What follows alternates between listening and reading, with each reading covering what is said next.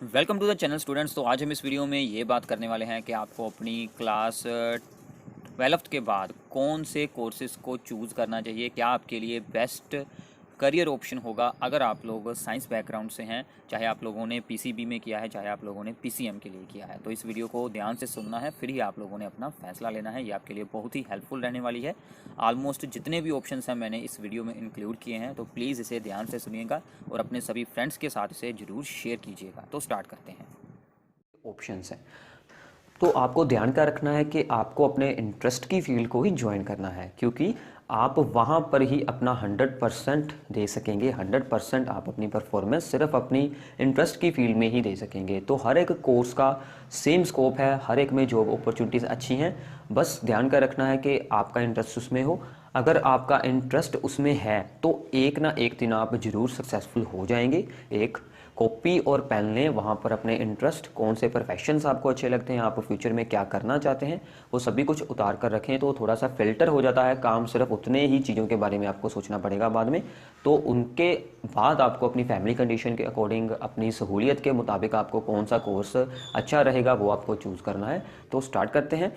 तो सबसे पहले पीसीएम के बारे में बात करते हैं। तो जो पीसीएम के स्टूडेंट्स होते हैं, यानी कि फिजिक्स, केमिस्ट्री एंड मैथ्स जिन्होंने चूज़ किया होता है, तो सबसे पहले तो उनके पास आता है कि इंजीनियर बनना है। तो इंजीनियर के लिए मैं आपको बता देता हूँ, बहुत सारे स्टूडेंट्स को वैसे इसके बारे में मालूम ही होगा।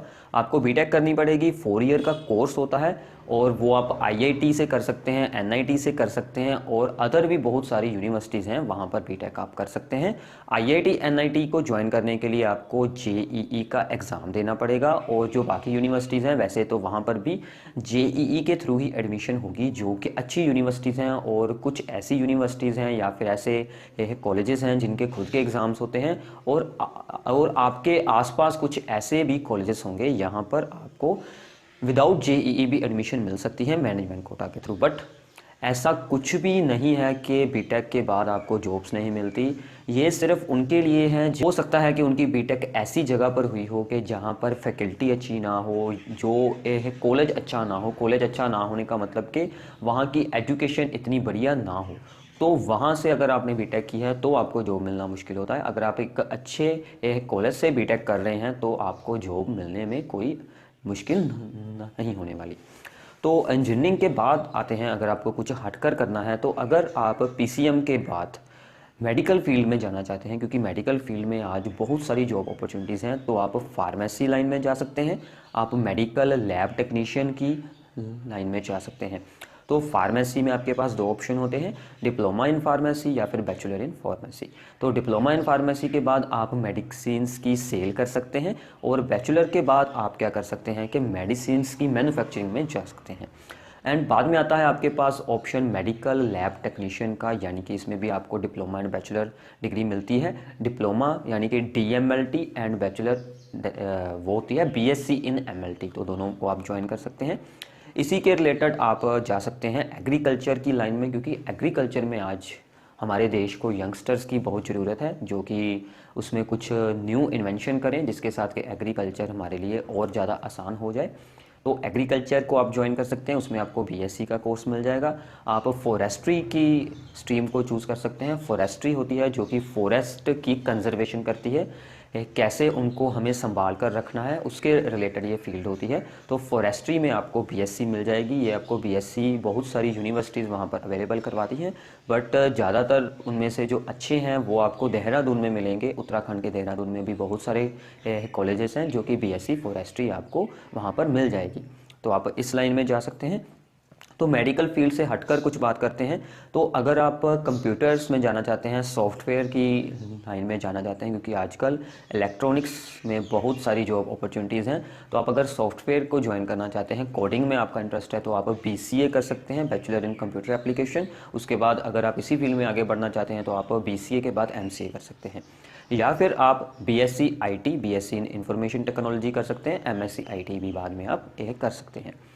तो इसके बाद है आपके पास ऑप्शन कि आप अगर इससे हटकर कुछ करना चाहते हैं, जैसे कि अगर आपका इंटरेस्ट जर्नलिज्म में है, मास कम्युनिकेशन, तो आप जर्नलिज्म एंड मास कम्युनिकेशन में बैचलर कर सकते हैं। जैसे आपका न्यूज़ में इंटरेस्ट है, आपकी राइटिंग स्किल्स अच्छी हैं, तो आप जर्नलिज्म की फील्ड को ज्वाइन कर सकते हैं। जर्नलिज्म एंड मास कम्युनिकेशन में आपको फोटोग्राफी के बेसिक्स एंड राइटिंग स्किल्स के बेसिक्स आपके वहाँ पर क्लियर हो जाते हैं। इसके बाद आपके पास ऑप्शन आता है, तो अगर आप बिजनेस की फील्ड में जाना चाहते हैं तो आप बीबीए के कोर्स को ज्वाइन कर सकते हैं। तो पीसीएम वाले स्टूडेंट्स जो हैं वो बीकॉम भी कर सकते हैं एंड वो सीए भी कर सकते हैं। आपने बिल्कुल सही सुना। अगर आपका इंटरेस्ट है, अगर आपको पीसीएम नहीं पसंद आया तो आप बीकॉम की तरफ भी जा सकते हैं और आप सीए की तरफ भी जा सकते हैं। और उसके बाद आपके पास एक बहुत अच्छा ऑप्शन है एलएलबी का। अगर आप लॉ की स्टडीज़ में जाना चाहते हैं तो आप एलएलबी की तरफ भी जा सकते हैं। तो इसके बाद आपके पास बहुत सारे ऑप्शन है। एक बात मैं आपको बता दूं कि पीसीएम के स्टूडेंट हर स्ट्रीम में जा सकते हैं। एमबीबीएस को छोड़कर, बीडीएस को छोड़कर वो सब कुछ ज्वाइन कर सकते हैं। तो इसके बाद आपके पास ऑप्शन बचता है कि अगर आपका इंटरेस्ट फाइन आर्ट्स में है, अगर आप में कुछ अलग बात है, यानी कि अगर आपका म्यूज़िक में इंटरेस्ट है, अगर आप में कोई एक्टिंग का टैलेंट है, तो आप अपने इस टैलेंट को अपना प्रोफेशन बना सकते हैं, उसकी तरफ भी आप जा सकते हैं। तो जैसे कि इसमें आपको बैचलर कोर्सेज मिल जाते हैं। बैचलर में आपको म्यूज़िक को ज्वाइन कर सकते हैं या फिर आप थिएटर आर्ट्स में जा सकते हैं। ऐसे आपके लिए बहुत सारे ऑप्शंस वहाँ पर बन जाते हैं। बाद जो स्टूडेंट्स आफ्टर 12th या फिर आफ्टर योर ग्रेजुएशन फ़ॉरेन में स्टडी करना चाहते हैं, उसका भी आज के दौर में बहुत ही स्कोप है, क्योंकि फ़ॉरेन में स्टडी करने का हमें बेसिकली सबसे इम्पोर्टेंट क्या फ़ायदा होता है कि वहाँ पर आप लोग साथ में ही पार्ट टाइम जॉब कर सकते हैं, और पार्ट टाइम जॉब में वहाँ पर बहुत ही अच्छी आप लोगों को सैलरी मिल जाती है। तो उसके साथ आप लोगों की स्टडी भी हो जाती है और बाद में आपको वहीं पर पार्ट टाइम जॉब के बाद कोई ना कोई और जॉब्स मिल जाती हैं। ठीक है, तो जैसे कि आज के दौर में बहुत सारे स्टूडेंट्स फ़ॉरेन में स्टडी करने के लिए यूएसए, कनाडा, ऑस्ट्रेलिया वगैरह जैसे देशों में जा रहे हैं, और वहाँ पर आप लोगों को बेसिकली जो मोस्टली स्टूडेंट्स हैं वो चूज़ करते हैं डिप्लोमा कोर्सेज़। जो कोर्सेज़ इंडिया में अवेलेबल हैं वैसे ही सिमिलर कोर्सेज़ वहीं पर आपको मिल जाएंगे, या फिर मोस्टली स्टूडेंट्स वहाँ पर एडवांस्ड डिप्लोमास को चूज़ करते हैं, या फिर जिन स्टूडेंट्स की ग्रेजुएशन की हुई होती है वो वहाँ पर पोस्ट ग्रेजुएशन डिप्लोमास को चूज़ करते हैं। तो ये सभी कोर्सेज़ 1, 2 और 3 ईयर्स के होते हैं मैक्सिमम। मोस्टली ये सभी कोर्सेज़ 2 ईयर्स के हमें मिलते हैं। ठीक है, तो फ़ॉरेन में जाकर बैचलर डिग्री कर पाना या फिर मास्टर डिग्री कर पाना बहुत ही मुश्किल होता है, क्योंकि उसकी फ़ीस स्ट्रक्चर काफ़ी हाई रहती है। बट डिप्लोमा या फिर एडवांस्ड डिप्लोमास आप लोग वहाँ पर ईज़िली हो सकते हैं। ठीक है, तो ये सभी ऑप्शंस हैं आप लोगों के पास। इसके बाद आपके लिए एक बहुत ही अच्छा प्रोफेशन है जो कि मेरा फेवरेट है, दैट इज़ द टीचिंग। तो अगर आप एक अच्छे टीचर बनना चाहते हैं तो आप में टीचिंग स्किल्स होना ज़रूरी है। अगर आप दूसरे स्टूडेंट्स को चीज़ को अच्छे से एक्सप्लेन करने में इंटरेस्ट रखते हैं, कि अगर आप किसी को समझाने में इंटरेस्ट रखते हैं तो आप टीचिंग को ज्वाइन कर सकते हैं। तो टीचिंग ऐसी एक फील्ड है कि जिसमें अगर आप देखेंगे कि आपको पे उसमें कितना मिलता है, आप उसमें कितनी इनकम आपकी हो सकती है, तो वो आप पर डिपेंड करता है कि आप लो टू हाई तक जा सकते हैं जैसी आप में स्किल्स होगी यह उसी के अकॉर्डिंग। तो इसके लिए अगर आपका फिज़िक्स, केमिस्ट्री, मैथ्स सब्जेक्ट्स आपके स्ट्रॉन्ग है तो आप इसमें बीएससी कर सकते हैं। बीएससी इन नॉन मेडिकल, मतलब बीएससी इन पीसीएम। आप बीएससी में सब्जेक्ट्स को चूज़ कर सकते हैं, जैसे कि आप फिज़िक्स, कंप्यूटर साइंस और मैथ्स भी रख सकते हैं, केमिस्ट्री को छोड़ सकते हैं। तो आप बीएससी की तरफ जा सकते हैं। बीएससी के बाद आप एमएससी कर सकते हैं, पोस्ट ग्रेजुएशन। उसमें सिर्फ आपको एक फील्ड को चूज़ करना होता है, तो आप अपनी फेवरेट फील्ड को चूज़ कर सकते हैं। इसके अलावा आप बीएससी ऑनर्स में जा सकते हैं। बीएससी ऑनर्स में आप सिर्फ एक सब्जेक्ट को चूज़ करते हैं, जैसे कि अगर आपका फिज़िक्स में ज़्यादा इंटरेस्ट है, अगर आपका केमिस्ट्री में ज़्यादा इंटरेस्ट है, तो आप किसी एक सब्जेक्ट में बीएससी ऑनर्स को भी कर सकते हैं। इसके बाद आपके पास ऑप्शन आता है कि अगर आप Indian army, Indian navy, air force को ज्वाइन करना चाहते हैं, तो बहुत सारे स्टूडेंट्स का ये एम होता है कि उन्हें इंडियन आर्मी, एयरफोर्स और नेवी को ज्वाइन करना है। तो +2 के बाद आपके पास एक बहुत अच्छा ऑप्शन होता है एनडीए का एग्ज़ाम। तो एनडीए का एग्ज़ाम आप दे सकते हैं। एनडीए के बारे में हम अलग से वीडियो बना देंगे। एनडीए का एग्ज़ाम अगर जो अब हो रहा होगा वो आपका अगर छूट चुका है तो आप इसके बाद आएगा, वो साल में 2 बार होता है, तो आप एनडीए का एग्ज़ाम दे सकते हैं। अगर एनडीए ना क्लियर हो तो ग्रेजुएशन के बाद आपके पास ऑप्शन बचता है सीडीएस का एग्ज़ाम। तो आप ग्रेजुएशन के बाद सीडीएस के एग्ज़ाम के थ्रू भी उसमें जा सकते हैं। और जो स्टूडेंट्स बीटेक के हैं तो बीटेक के बाद उसमें डायरेक्ट वैकेंसीज भी बहुत सारी आती हैं, तो आप उसको भी ज्वाइन कर सकते हैं। तो अगर आपका स्पेस में इंटरेस्ट है, स्पेस में, या फिर आपका इंटरेस्ट है इसमें एयरक्राफ्ट्स में आपका इंटरेस्ट है, तो आप एरोस्पेस इंजीनियरिंग, एरोनॉटिकल इंजीनियरिंग में जा सकते हैं, जो कि आपको बीटेक होगी एरोनॉटिकल या फिर एरोस्पेस इंजीनियरिंग में। वो आपको जेईई एडवांस या फिर जेईई मेंस के थ्रू ही एडमिशन वहाँ पर मिलेगी। बहुत सारे इंडिया में ऐसे कॉलेजेस हैं जो ये कोर्स अवेलेबल वहाँ पर मिलते हैं आपको। इसके लिए मैं आपको अलग से वीडियो बनाकर दूंगा। इसके बाद आपके पास ऑप्शन आता है होटल मैनेजमेंट में। होटल मैनेजमेंट में आजकल बहुत ही ज़्यादा जॉब्स मिल रही हैं, क्योंकि होटल्स बहुत ही ज़्यादा स्पीड से डेवलप हो रहे हैं, तो वहाँ पर आपके लिए होटल मैनेजमेंट भी एक अच्छा ऑप्शन रहेगा, तो आप उसमें भी जा सकते हैं। तो वेब डिज़ाइनिंग की तरफ भी जा सकते हैं। वेब डिज़ाइनिंग एक बहुत अच्छी फील्ड है। तो इसके बाद अब मैं बात करता हूँ पीसीबी वाले बच्चों के लिए, जिन्होंने फिज़िक्स केमिस्ट्री बायो को ज्वाइन किया हुआ है। तो उनके पास क्या ऑप्शंस हैं कि वो सबसे पहले तो एमबीबीएस होती है, डॉक्टर बनना है तो आपको एमबीबीएस करनी पड़ेगी। उसके लिए आपको एग्ज़ाम देना पड़ेगा, नीट का एग्ज़ाम। नीट के एग्ज़ाम के थ्रू आपकी एमबीबीएस एंड बीडीएस में एडमिशन हो सकती है। तो अगर आपको डॉक्टर बनना है, एमबीबीएस से हटकर कुछ करना चाहते हैं, तो आपका अगर आयुर्वेदा में इंटरेस्ट है तो आप बैचलर इन आयुर्वेदा भी कर सकते हैं। बैचलर इन होम्योपैथी भी आपके पास ऑप्शन है एक। तो आपके पास एमबीबीएस, बीडीएस जो कि हमारे दांत के डॉक्टर होते हैं, उनके लिए भी बहुत सारी अच्छी अपॉर्चुनिटीज़ हैं, तो आप इनकी तरफ जा सकते हैं। इसके अलावा आप डीएमएलटी जो हमने ऊपर बताया था, एमएलटी, फार्मेसी, उन सभी में भी जा सकते हैं। आपके पास बीकॉम का ऑप्शन है, आप बीएससी को ज्वाइन कर सकते हैं, बीसीए कर सकते हैं, बीबीए कर सकते हैं। वो सभी कोर्सेज़ आपके लिए भी ओपन है। इंजीनियरिंग को छोड़कर आपके लिए सभी कोर्सेज़ हैं। और आप एक जो पीसीबी वाले बच्चे हैं वो एनडीए के एग्ज़ाम की तरफ नहीं जा सकते, क्योंकि वहाँ पर उनको मैथ की रिक्वायरमेंट होती है। और एक ऑप्शन और था कि अगर आपको बनना है यह पायलट, तो आपको पीसीएम के बाद आप उसको ज्वाइन कर सकते हैं। तो पीसीएम के बाद आप यह पायलट भी बन सकते हैं। उसके लिए अलग से मैं एक वीडियो बना कर दूंगा। कोर्सेज़ अलग होते हैं, एविएशन के अलग अलग इंस्टीट्यूट्स हैं, यूनिवर्सिटीज़ हैं, तो आप वहाँ पर यह पायलट बन सकते हैं। और उसके साथ ही जो हमारे एयरक्राफ्ट में, जो हमारी एयरलाइंस में बाकी का कैबिन क्रू होता है, उसमें अगर आप ज्वाइन करना चाहते हैं तो उसके लिए भी स्पेशल कोर्सेज़ होते हैं, वो भी आप ज्वाइन कर सकते हैं। वो भी आपके लिए अच्छा ऑप्शन हो सकता है। तो जो पीसीबी वाले बच्चे हैं वो, उनके लिए कुछ और बहुत सारे बढ़िया बढ़िया ऑप्शन है कि आप बैचलर इन फिज़ियोथेरेपी, आप फिज़ियोथेरेपी में जा सकते हैं। तो फिज़ियोथेरेपी की फील्ड भी आजकल बहुत ही डेवलपिंग है। इसकी भी हर एक हॉस्पिटल में, हर जगह पर इसकी जॉब्स हैं। तो आप फिज़ियोथेरेपी को ज्वाइन कर सकते हैं। आप डीएमएलटी, एमएलटी हमारी हो चुकी है।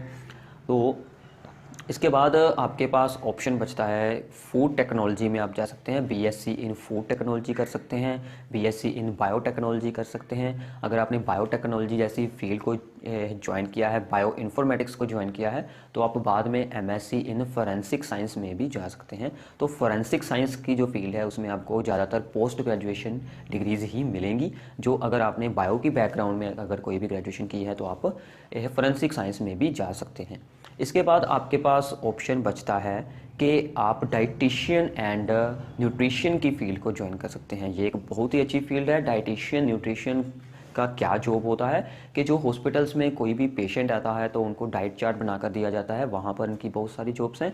अदरवाइज़ आप अपना खुद का एक बिजनेस भी चला सकते हैं। डाइटिशियन के साथ आप अपना एक फ़िटनेस हब बना सकते हैं, आप अपना योगा सेंटर खोल सकते हैं, साथ में आप अपने डाइट प्लान्स बनाकर दे सकते हैं लोगों को, क्योंकि आजकल हर कोई हेल्थ की तरफ हुआ है, सबको अपनी हेल्थ को अच्छा रखना है। तो इसमें भी आपका एक बहुत अच्छा स्कोप है अगर आपका इसमें इंटरेस्ट है तो। जो स्पेशली गर्ल्स के लिए है तो वो इसमें फ़ैशन डिज़ाइनिंग की तरफ जा सकती हैं, ब्यूटी के कोर्सेज़ की तरफ जा सकती हैं, उसमें भी बहुत सारा स्कोप है।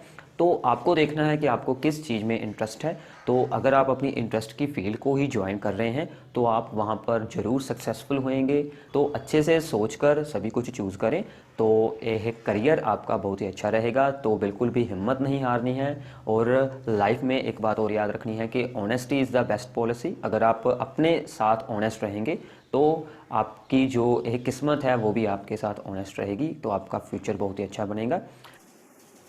इसके बाद मैं आपको कुछ ऐसे एग्ज़ाम्स के बारे में बताऊंगा जो कि आप अपनी ग्रेजुएशन के बाद डायरेक्टली जॉब्स के लिए अप्लाई कर सकते हैं। ऐसी कुछ जॉब्स होती हैं जिनके लिए स्पेशल एग्ज़ाम्स होते हैं। तो अगर आपका कुछ एम ऐसा है, ऐसी कोई जॉब का है जो मैं आपको अब यहाँ पर बताने वाला हूँ। बहुत ही अच्छी जॉब्स हैं, गवर्नमेंट जॉब्स हैं सभी। तो आप अपनी ग्रेजुएशन के थ्रू ही इन सभी के लिए प्रिपेयर ज़रूर करें। साथ में अपना शुरू से ही एक आप लोगों को एम बनाकर रखना है, फिर ही आप इसमें अच्छे से सक्सीड हो पाएंगे। तो सबसे पहले आता है, आप लोगों ने सबने ही इसके बारे में ज़रूर सुना होगा, that is the UPSC IAS का एग्ज़ाम, जिस एग्ज़ाम का क्या नाम रखा जाता है, that is the CSAT का एग्ज़ाम होता है। ठीक है, ये आपकी आफ्टर बैचलर से आपकी कोई भी बैचलर डिग्री हो, ठीक है ना, ग्रेजुएशन का आपका कोर्स हो, उसके बाद आप इस एग्ज़ाम को दे सकते हैं। इसके बेसिकली 2 पार्ट रहते हैं। एक में तो आप लोगों को आईएएस, आईपीएस या फिर आईआरएस जैसी जॉब्स वहाँ पर मिलती हैं। ठीक है, इसमें आपकी कोई भी स्ट्रीम हो, ठीक है, ग्रेजुएशन में साइंस हो, कॉमर्स हो, आर्ट्स हो, आपकी कोई भी स्ट्रीम हो, आप लोग इसके लिए अप्लाई ज़रूर कर सकते हैं। और सेकंड होता है यहाँ पर IFS, that is the Indian forest services. ऐसे ही एक और आईएफएस है, that is the Indian foreign services, वो चीज़ अलग है। और इसमें है ये यहाँ पर IFS, that is the forest services. इसमें सिर्फ साइंस स्ट्रीम की बैकग्राउंड का जो भी कोर्सेज होंगे वो सभी स्टूडेंट्स इसमें जा सकते हैं। और इसके अलावा इसके बाद एक बहुत ही इंपॉर्टेंट एग्ज़ाम आता है, दैट इज़ दी एसएससी के एग्ज़ाम्स होते हैं। एसएससी हमारे यहाँ पर स्टाफ सिलेक्शन कमीशन है, इसके अंडर के आप लोगों को सीजीएल का एग्ज़ाम में मिल जाता है आफ्टर दी ग्रेजुएशन। और भी इनके बहुत सारे एग्ज़ाम्स आते रहते हैं, ये एक इंपॉर्टेंट है। ठीक है, तो इसके थ्रू भी आप लोगों को ऑफिसर रैंक्स की जॉब्स के लिए अप्लाई कर सकते हैं। जैसे कि इनकम टैक्स के ऑफिसर्स होते हैं, ऐसे बहुत सारे डिपार्टमेंट्स में इसके थ्रू जॉब्स दी जाती हैं। इसके बाद स्टेट में आपकी अपनी अपनी स्टेट में भी ऐसे ही सेम एग्ज़ाम होते हैं। जैसे कि हमारे सेंटर में यूपीएससी का एग्ज़ाम होता है, वैसे ही स्टेट भी की जितनी भी स्टेट्स हैं उन सभी की अपनी अपनी एक पब्लिक सर्विस कमीशंस होती हैं, उनके एग्ज़ाम्स होते हैं। जैसे कि एसडीएम हो गए, तहसीलदार हो गए, ऐसी जॉब्स उनके थ्रू दी जाती है। ठीक है, तो ऐसे ही हमारे सेंटर में सीडीएस का एग्ज़ाम होता है, ठीक है, जिसको कि हम कंबाइंड डिफेंस एग्ज़ाम बोलते हैं। ठीक है, कंबाइंड डिफेंस सर्विसेज का एग्ज़ाम होता है। इसके थ्रू आप लोग जो हमारी इंडियन डिफेंस फोर्सेस हैं उनको ज्वाइन कर सकते हैं आफ्टर दी ग्रेजुएशन। ऐसे ही सीएपीएफ का एग्ज़ाम होता है, जो हमारी सेंट्रल आर्म्ड पुलिस फोर्सेस हैं। ऐसे बहुत सारे अलग अलग एग्ज़ाम्स आपको मिल जाते हैं।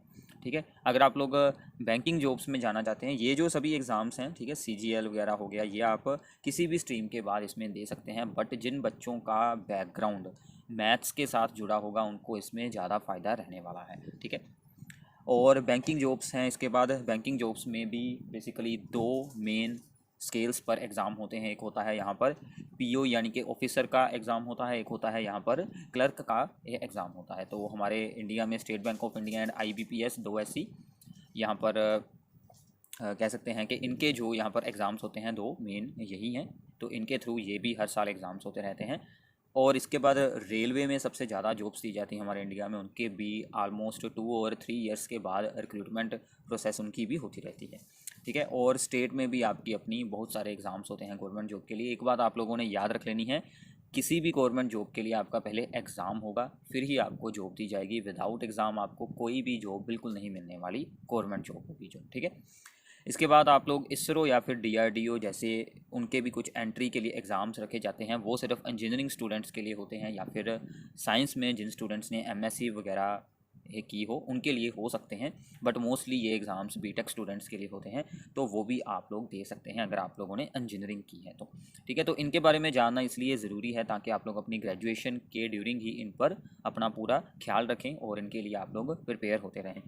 और इसको छोड़कर ये जो इसरो डीआरडीओ के एग्ज़ाम्स हैं, जो आपकी मेन स्ट्रीम के एग्ज़ाम्स हैं, इसके अलावा जितने भी ऊपर एग्ज़ाम्स हैं उनके बारे में आप लोगों ने ये बात याद रखनी है कि इसमें आप लोगों को general studies and maths and reasoning ability, ठीक है, एंड कह सकते हैं कि इंग्लिश, ठीक है, ये सभी चीज़ें आप लोगों की स्ट्रॉन्ग होनी चाहिए, जनरल इंग्लिश। ठीक है, तो इन सभी चीज़ों को अगर आप लोगों ने स्ट्रॉन्ग रखा हुआ है तो आप लोगों को ये सभी एग्ज़ाम्स को क्लियर करने में कोई भी डिफ़िकल्टी बिल्कुल नहीं होगी। ठीक है, अगर आपका कोई सब्जेक्ट स्ट्रॉन्ग बन जाता है ड्यूरिंग योर ग्रेजुएशन तो ही आप लोग मास्टर्स में जाएं। ठीक है ना, एमएससी या फिर एमटेक को आप लोग सिर्फ उसी केस में आप लोगों ने चूज़ करना है अगर आपका कोई ग्रेजुएशन में सब्जेक्ट बहुत ही अच्छी आपको डीपली अंडरस्टैंडिंग हो जाती है तो ही। ठीक है, क्योंकि अगर आप लोग एमएससी या फिर एमटेक को चूज़ करते हैं तो आप लोग रिसर्च में या फिर आप लोग इसके थ्रू टीचिंग सेक्शन में जा सकते हैं। ठीक है, अगर आप लोग कोई ये प्रोफेशनल जॉब करना चाहते हैं तो आपको ग्रेजुएशन के बाद में ही उसके लिए अप्लाई करना चाहिए। ठीक है,